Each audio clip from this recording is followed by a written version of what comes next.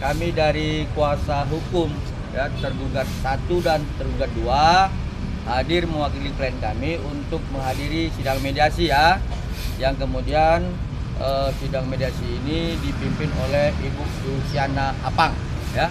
Jadi pada prinsipnya pada pembicaraan mediasi tadi penggugat menyampaikan isi gugatannya. Tapi ada hal yang menarik, hakim mediator ada menyatakan bahwa perjanjian itu tidak harus tulisan, bisa lisan, karena itu pernah terjadi pada saat zaman dulu beliau sebagai di kampung ya gitu. Dan kemudian kami dari tergugat 1 dan tergugat 2, ketepatan saya ya, yang sekarang dijuluki pengacara kampung, mengaminkan apa yang disampaikan oleh Ibu Luciana, bahwa sampai dengan sekarang saya masih mewarisi perjanjian lisan itu, yaitu sampai dengan sekarang saya juga masih berkomunikasi by phone kepada buruh tani yang di kampung kami ya, saya sebutkan Desa Narigunung, Kecamatan Tigan Regat, Kabupaten Karo, Sumatera Utara. Saya masih berkomunikasi. Saya suruh dia ya, buruh tani itu, untuk bercocok tanam ya secara lisan dan sepakat tidak melakukan tekanan kepada buruh tani itu. Ya, sepakat di situ. Artinya ketika kami sepakat maka ada prestasi di situ. Nah, kemudian kami sampaikan bahwa kalau misalkan mediasi itu salah satu unsurnya adalah berdasarkan Perma 1 2016 adalah beretikat baik. Tapi yang jadi persoalan adalah ketika kami ingin melaksanakan mediasi hari ini, ya kemarin kuasa hukum penggugat ada mendesak ya melalui rekan media juga untuk klien kami segera ya menghadiri panggilan ya, padahal ini kondangan ya sebenarnya, undangannya ya. Nah, bukan panggilan tapi undangan. Nah, seperti ini ya, undangan ke Indak. Artinya kalau mau mediasi jangan dong cari-cari kesalahan ya, seperti itu. Korbannya 2023 katanya, tetapi lapornya 2025. Lah emangnya sakitnya lama kok sekarang lapor? Ini kan mencari-cari kesalahan. Artinya mediasi dengan rohnya beretikat baik tidak terpenuhi pada hari ini. Yang kedua saya sampaikan, kalau perjanjian lisan seharusnya tidak ada yang boleh tertekan, seperti kami sampaikan. Nah, kemudian selanjutannya adalah dilakukan mediasi lanjutan tanggal 1 Juli. Saya pikir demikian. Silakan. Bang, Dokter RG itu tertekan ya, Bang, ketika ada kesepakatan itu? Itu sudah pasti dia merasa tertekan ya terhadap produknya yang diburuk-burukkan mulai Oktober 2024 dijelek-jelekkan, bahkan ada bahasa yang nanti kita akan buktikan di sidang pidana, kredibilitas dokter akan hancur. Itu kan tekanan. Ada bahasa itu akan disampaikan dalam persidangan. Dalam bentuk WA atau telepon? Berbentuk WA ya, seperti itu. Bang, kalau menurut Bang Fahmi kan ini bukan bukan pemerasan tapi kesepakatan. Adanya tawar-menawar di situ dari 5M, Dokter RG menawar jadi 4M. Artinya kan ada kesepakatan yang dibuat. Nah, saya jawab ya. Itu versi sana ya, Bang? Oke. Nah, ini masing-masing juga dulu mahasiswa pernah jadi preman terminal ini. Ya pernah nih ya. Pada saat mengambil uang diktatnya, dia sering katakan dia malak orang, malak mahasiswa yang lain. Kasih 1.000, tawar dong bang, bisa kan?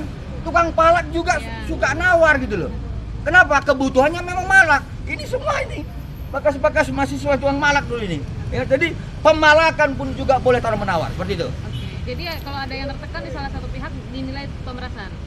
Artinya di situ tidak terpenuhi adanya prestasi, tekanan, pemerasan. Bang, ini kan juga akhirnya mediasinya agak lompat jauh ya Bang, ke tanggal 1 Juli. Ketika itu dibilangnya sama dari pihak sebelah, kalau misalkan Abang minta di tanggal 1 karena mempersiapkan laporan yang ada di Polda Bang, terkait apa sih namanya skincare yang ada korbannya itu Bang. Itu dia yang saya sampaikan tadi. Maunya mediasi mau baik-baik, tapi didesak laporkan klien kami. Kan begitu. Kami akan melengkapi dokumen-dokumen lainnya, karena kemarin kan klien kami diundang, sekali lagi diundang bukan dipanggil. ada beberapa dokumen termasuk CV-nya dan lainnya kami harus laporkan kembali ke Indak hari Selasa. Bukan kami tidak mau, tapi karena memang kami sudah menjanjikan itu. Seperti itu. Tanggal berapa itu Bang mungkin menyerahkan dokumen itu? Silakan, Pak Robert, mana Pak Robert? Ya, Pak Robert. sesuai Oke, Pak. dengan permintaan dari Indak kemarin itu, kita dikasih waktu tanggal 24. Jadi kebetulan tadi pihaknya penggugat meminta kita ketemu tanggal 24. Sementara kalau kita datang ke sidang sini tanggal 24, di Indak kita nggak datang, nanti diomongin lagi. Tuh nggak datang tuh ke Indak, nggak datang kan masalah kita begitu. Ya sementara kita mau baik-baik mediasi, kita diplosin di Indak, nggak tahu mediasi apa jadinya kalau begitu. Ya, jadi kita masih ke Indak harus kita lengkapi. Kalau nanti di sana nggak, itu lebih penting. Ya, katanya nanti kalau nggak datang ditangkap. Ya kan, katanya ditangkap. Tapi lebih penting itulah daripada mediasi ini. Jadi kita minta dipunurkan lagi tanggalnya. Berarti tanggal 1 dokter RG-nya juga akan hadir ya Bang pada tanggal 1 Juli mendatang untuk mediasi sendiri. Begini, perkembangan ini ya, seperti hari ini dia nggak datang. Perkembangannya adalah kasus pidananya sudah masuk ke pengadilan. Ya, itu uang 4M yang pertama itu yang diperas sama yang diserahkan ke developer, ya menjadi TPPU kena pasal sehingga uangnya disita. Itu konteksnya sudah masuk di tanggal 24 besok. Itu sebabnya Dr. Reja tidak datang pada hari ini. Dan juga kalau kita melihat komen-komen yang ada di media ini, wajib datang ya. Nah, sementara dari yang ngomong wajib datang itu sendiri, prinsipalnya tidak datang. Ya, tidak sanggup mendatangkan prinsipalnya. Jadi menurut kami kalau memang tidak sanggup mendatangkan prinsipal, ya jangan menggugat lah, supaya kewajibannya tidak laksanakan tapi menggugat. Jadi mestinya dia siap. Pada saat dia tidak mampu mendatangkan prinsipalnya, kewajibannya tidak mampu dilaksanakan, jangan menggugat gitu. Tapi kalau dia menggugat, wajib datangkan hari ini. Ya, jadi jangan cuma bilang wajib, tapi tidak bisa mendatangkan prinsipalnya. Ya. Bang, soal proposal perdamaian itu gimana Bang? Proposal perdamaian, ya silakan Pak Surya. Jadi kami tegaskan bahwa klien kami Dr. Reja saat ini patuh dan taat Iya. atas peraturan Mahkamah Agung untuk melakukan mediasi. Mediasi tetap kami laksanakan, tapi dengan pasti kami nyatakan klien kami tidak mau berdamai. Tegas kami nyatakan bahwa klien kami tidak mau berdamai, silahkan proses hukum dijalankan sebagaimana mestinya. Jadi tidak ada alasan takut atau tidak, tapi yang pasti klien kami tidak mau damai. Silahkan mekanisme hukum. Disuruh mengajukan proposal perdamaian Bang. Ya, jadi begini, proposal itu kan sebenarnya diatur dalam ketentuan mekanisme hukum. Nah, misalkan ya dalam perma ya, misalkan nih saya kreditur, kalian debitur, lalu kemudian biasanya kawan-kawan yang wan prestasi itu adalah debitur, lalu kemudian saya kreditur menggugat kalian. Nah, lalu akhirnya ada di situ proposal untuk menyelesaikan hutang piutang, begitu loh. Nah, jadi ya kalau kami merasa memang dianggap penggugat melakukan wan prestasi, utang apa yang kami miliki, berapa, di mana kami berutang, uang kami yang diperas, kok sekarang kami bilang berutang. Ini kan aneh jadinya begitu loh. Seperti itu ya.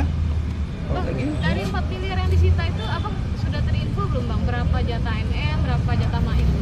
Nah, itu nanti akan dibuka dalam dakwaan ya. Itu kan materi pokok perkara. Yang pasti bahwa terjadinya pergeseran uang 4 miliar itu sudah dilaksanakan sebesar 2 miliar secara transfer dan sebesar 2 miliar secara cash langsung. Dengan bahasa ancaman, tekanan, kalau lu nggak kasih, hancur kredibilitas lu. Seperti itu. Jadi begini, uang itu bukan dibagi-bagi, bukan dibagi-bagi untuk berdua, bukan. Uang yang 4M ini digunakan untuk membayar ke developer. Karena penggugat punya kewajiban, dikasihlah uangnya ke developer. Bayar apa Bang? Akibat pemberian uang ke developer ini sudah menjadi TPPU.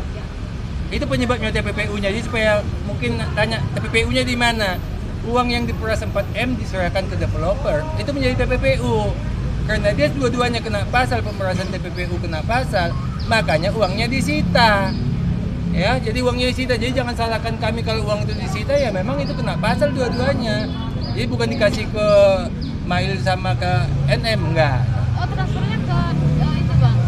Transfernya itu ada dibuat transfer not Nikita kepada PT Bumi Wasesa, ya. Nah, itu jelas ya.